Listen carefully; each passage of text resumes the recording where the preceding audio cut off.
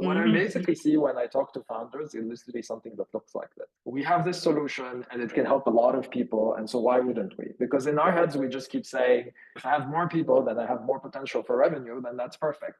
What ends up happening is that I have one solution that basically targets a lot of different profiles.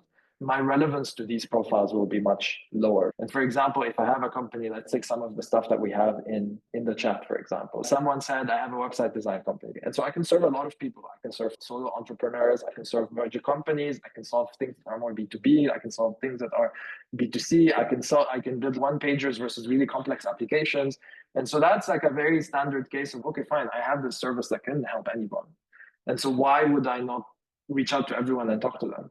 What ends up happening is that your relevance become much lower. But if I'm like the number one solopreneur website build developer, where I know exactly how to build these pages to get a solopreneur to get leads, where I know how to showcase their portfolio and their carousel, my relevance to that audience might increase much, much more.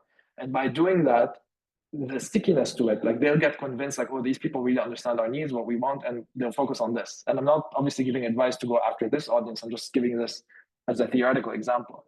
But when we stay in this, I think it's a mix of innocence and greed. Like we stay in this position where I'm like, I just want everybody. Like, why wouldn't I talk to everyone at the same time and they can all maybe pay me?